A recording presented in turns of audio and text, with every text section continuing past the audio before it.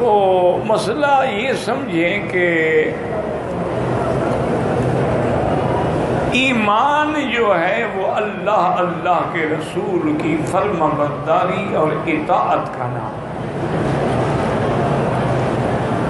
اگر ایک آدمی ظاہراً مثلاً دعویٰ کرے اسلام کا لیکن نہ اللہ کے احکام کا پابند ہو نہ اللہ کے رسول کے احکام کا پابند ہو تو وہ محض زبانی کلامی تو دعویٰ ہوگا لیکن وہ ایمان کامل نہیں۔ یا کچھ لوگ ایسے ہیں کہ جن کے اعمال منافقوں کی طرح ہوتے ہیں کہ ظاہر میں کچھ ہوتا ہے لیکن باطن میں کچھ ہوتا ہے۔ جیسے منافقین حضور کی خدمت میں آتے تھے تو کہتے تھے کہ یا رسول اللہ ہم آپ پر ایمان لائے ہیں، ہم گواہی دیتے ہیں، آپ اللہ کے سچے رسول ہیں، لیکن جب گھر جاتے کہتے بھی ہم تو مسلمانوں کو دھوکہ دے رہے ہیں، انا معکم ہم تمہارے ساتھ ہیں، انما نحن مستہزئون ہم تو ان کے ساتھ استہزاء کر رہے ہیں۔ اور دوسرا مسئلہ جیسے میں نے کل بھی عرض کیا تھا کہ یہ معلوم ہوا کہ ہر حال میں آدمی کو اللہ سے دعا کرنی چاہیے۔ ہر حال میں دکھ ہے، سکھ ہے، تکلیف ہے، بیماری ہے، مصیبت ہے، اس کو کوئی ٹالنے والا نہیں اللہ کے سوا۔ وَإِن يَمْسَسْكَ اللَّهُ بِضُرٍّ فَلَا كَاشِفَ لَهُ إِلَّا هُوَ اگر اللہ کسی کو نقصان دیں اور بیماری یا تکلیف میں مبتلا کر دیں اس کو کون کھول سکتا؟ اور اگر اللہ کسی کو بھلائی دے تو کون منع کر سکتا؟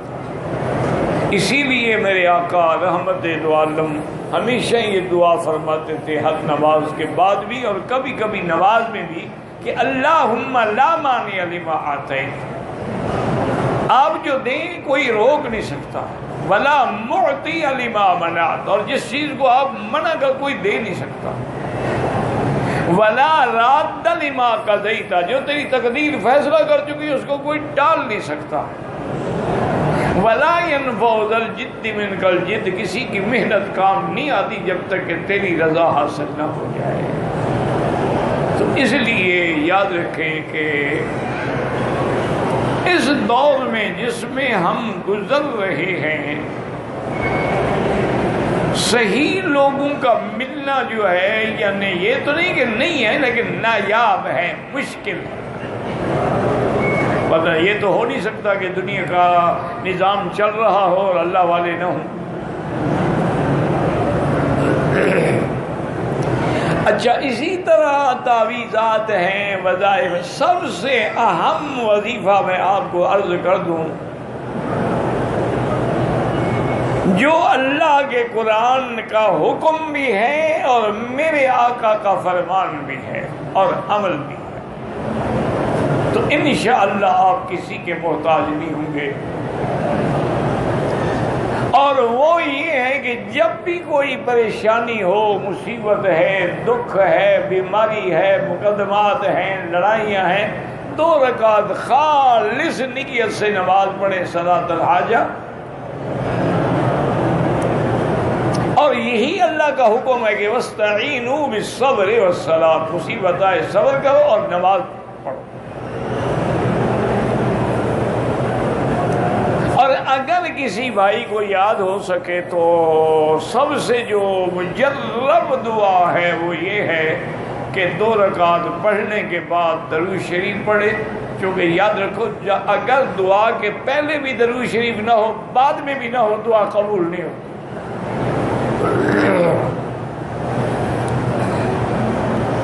درود شریف پڑھنے کے بعد اللہ کی حمد و ثنا بیان کریں۔ کیا مانا؟ چلو سورۃ فاتحہ پڑھ لیں جس میں سب کچھ ہے، اور پھر حضور نے ایک دعا سکھلائی ہے امت کو کہ لا الہ الا اللہ الحلیم العظیم، لا الہ الا اللہ رب العرش العظیم، لا الہ الا اللہ رب السماوات ورب الارض ورب العرش الکریم، اسألک موجبات رحمتک وعزائم مغفرتک والسلامۃ عن کل اثم والغنیمۃ عن کل بر. اور اگر یہ یاد نہ ہو تب بھی کوئی بات نہیں، کسی بھی زبان میں اللہ کو 2 رکعت پڑھنے کے بعد خالص اللہ کو پکارے. اور یہی میرے مدنی سرکار کا عمل تھا کہ اذا حضبہ امر، جب حضور کو کوئی مشکل پیش آتی، بادر الی الصلاۃ، فوراً آپ نماز شروع کر. اسی طرح صلاۃ الاستسقاء ہے، بارش نہیں ہوئی نماز. اسی طرح انسان گناہوں میں مبتلا ہو گیا ہے تو توبہ کرنا چاہتا ہے، 2 رکعت نماز پڑھ کے توبہ کرے. تو آپ کی انشاءاللہ ثم انشاءاللہ، جو چونکہ میرا ایمان ہے ایک طالب العلم کی حیثیت سے کہ لاکھ پیر ہو، ولی ہو، کتنے درجے کا کیوں نہ ہو، اس کا فرمان میرے مدنی کے فرمان کا مقابلہ نہیں کر سکتا. جو حضور نے فرما دیا بات ہی ختم ہو گئی.